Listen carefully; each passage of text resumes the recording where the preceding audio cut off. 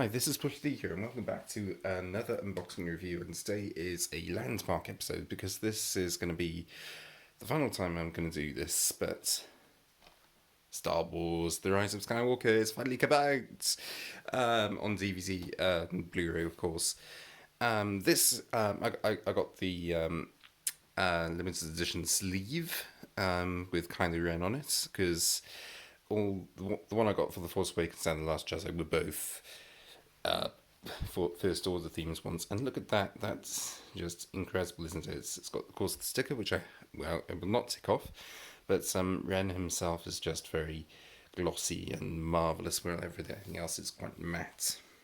This is embossed, by the way, the actual Star Wars logo and the Rise of Skywalker text. That's the side. This is the back. If you want to read it, please pause it. Interestingly, with all the special features on this, it doesn't include only one of them. Is one that I have already seen, but it's a digital exclusive. So it's not with this, unfortunately, and it's a bit of a shame because it celebrates John Williams, the composer of the 9 Skywalker saga Star Wars films, which is sad, but he does have a massive legacy behind him. So, of course the soundtrack is absolutely marvelous. So this is what it looks like. This is what the standard one looks like, really. So again, you've got the same amount of special features. It's slightly different design, but not that different. It's just been cropped a bit differently. There you go. And let's just take the cellophane off, and I will be back with you in literally 1 second. And boom, it takes me 1 second to take the cellophane off. Anyway, let's open it up. Oh, it's got a Mandalorian brochure in it. I'm sort of halfway through that, and it's brilliant, by the way. I recommend it on Disney Plus, of course. We've got the actual disc with the last Star Wars film. Say what you like about it. I quite liked it. I thought it was quite a fitting end to the saga. Lots of people hated it and saw it as a bit of an insult to The Last Jedi. I thought it was okay. There you go.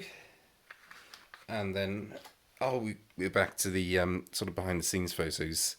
For the last one I did, which was Solo, it just had a slightly different poster artwork for the bonus disc, but it looks like they're back to the sort of behind the scenes photo for the final one, which is nice. There's nothing on the back of the Mandalorian flyer, by the way. It's just that. Oh well. And you got the thing there. That's it. I don't know what else to say, really. Let's have a look at the back. Dio there was voiced by the director J.J. Abrams. Skywalker Legacy, I'm looking forward to seeing. Warkenson sounds interesting, doesn't it? About Warwick Davis reprising his role as Wicked's W. Ewok from the first film. But before I sign off, I'm just going to very quickly nip downstairs and get the rest of the sequel trilogy, because for some reason Disney aren't releasing the sequel trilogy as a box set, like the 2 trilogies have been released as box sets altogether. But let's just see what they look like altogether, shall we? And this is what the trilogy looks like altogether. You have very different designs for each of them. I quite like this design with the sort of the official poster artwork just inside the letters. I thought that was brilliant. That's just an alternative poster art. I just thought, perhaps not. But that one, interestingly with this one, they all got sort of light size alternatives, by the way. But for the one for episode 9, they've got one of Rey standing on where Last Jedi here would be.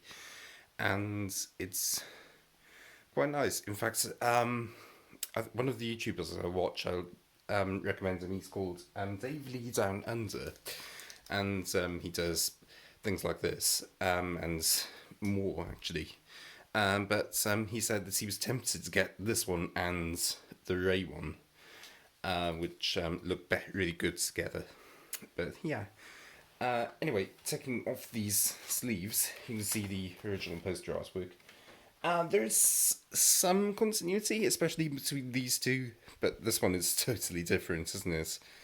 But you can still see the sort of chaos in every one, and the sleeves have just sort of very simplified it.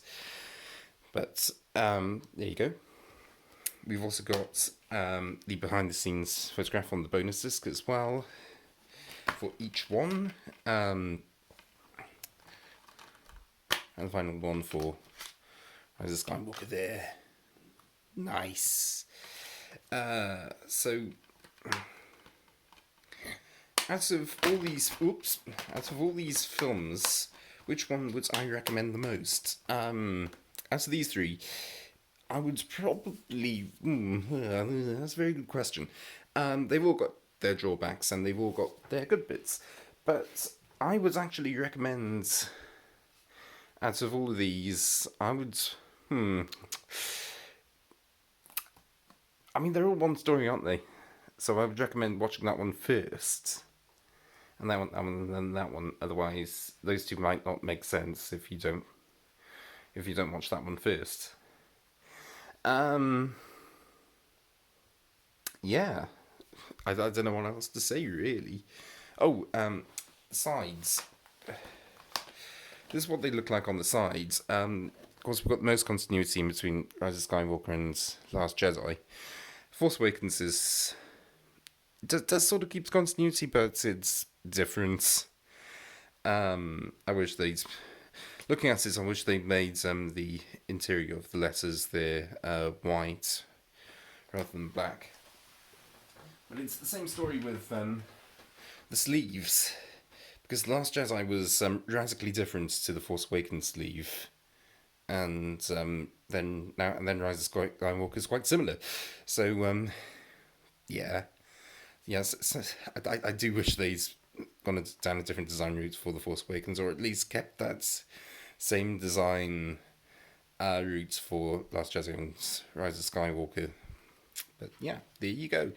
Anyway, that's all I can say at the moment. So thank you very, very, very much for watching and bearing with my tedious rambling. Yeah, I would like to wish everyone out there the very best of health at this time. And I just want everyone to be happy and yeah. I'm not going to mention the C words, otherwise that'll date the video. Whoops. But yeah, please stay safe and please look after each other. Thank you.